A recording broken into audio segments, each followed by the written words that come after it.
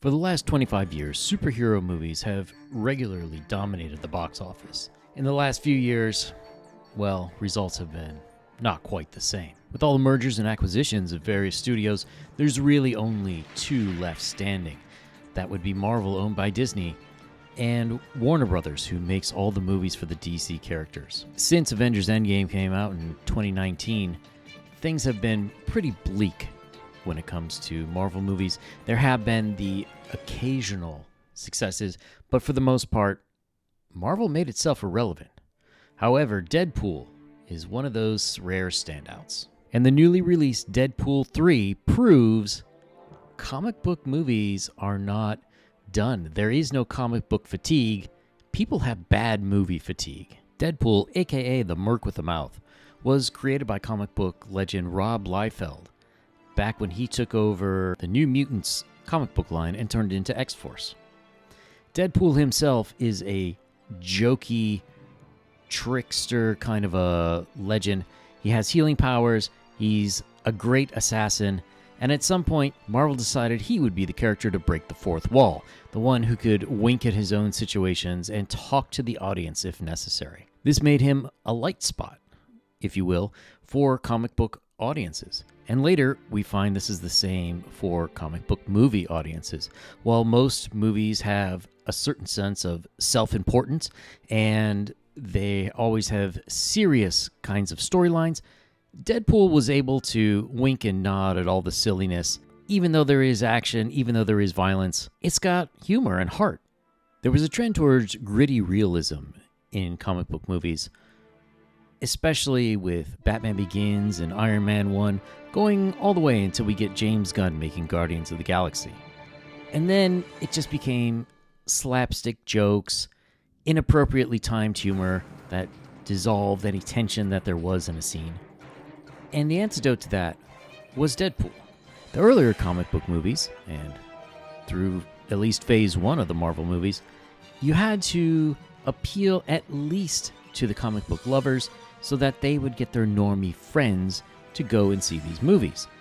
It's not that normies loved comic book movies, it's just that these tended to be really well made, and it was fun to go with your friend who knew all of these characters and who could explain certain subplots and how things were in the comics. But there aren't nearly enough comic book nerds who could bring in the money of films such as Avengers. You need normies for that. The problem is, you still need to placate that core of people who would be really excited to see their favorite characters. They're the ones who are dragging their normie friends in to come see it. By the end of the 2010s, we start seeing some real stinkers. Captain Marvel 1, soon we get Shang-Chi and the Eternals, all those terrible Marvel TV shows, although there were a few good ones. And in less than 5 years, Marvel is down in the dumps. Only with the occasional movie could they bring in even halfway decent numbers. There's only so many times you can get Tom Holland to be Spider-Man. They started using characters that nobody really cared about. They started doing really strange, politically motivated stories, and frankly, it made them lazy. You could do politically motivated stories if they're told well. Deadpool, on the other hand, is just a good, fun romp. And with Deadpool 3, they dropped all that nonsense. They brought it back and said, what do comic fans love? What resonated with the normies? And they left all the other stuff by the wayside. Deadpool was originally created for Fox Studios because they had the license to the X-Men universe of characters.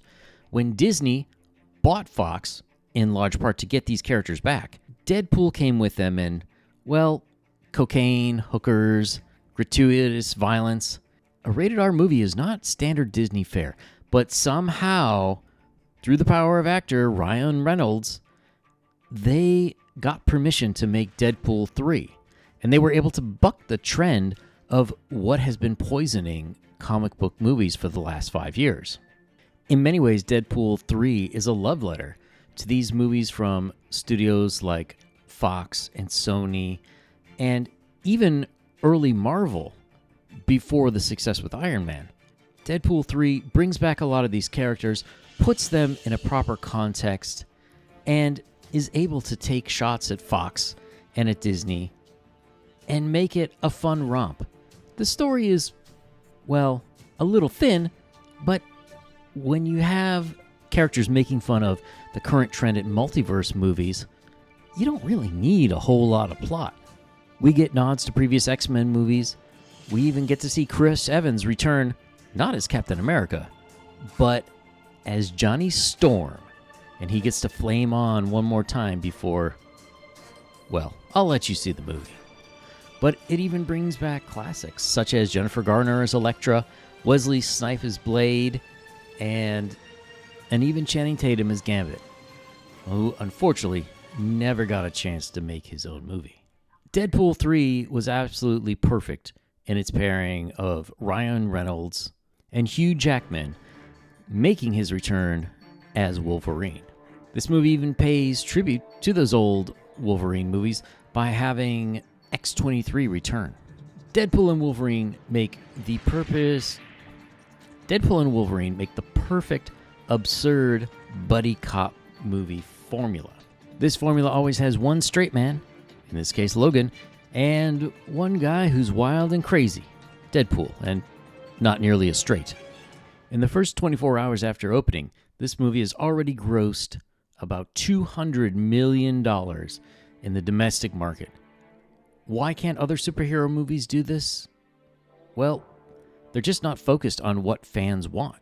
It's great to say you're making a movie for everyone, but odds are, when you make something for everyone, you make something that nobody really wants. My hat's off to Ryan Reynolds and crew who made Deadpool 3 in order to give a thank you to the fans for supporting them all these years. And this is really what fans have been looking for. Hopefully, Marvel and DC will figure that out once again, and we can get back to the glory days of superhero movies.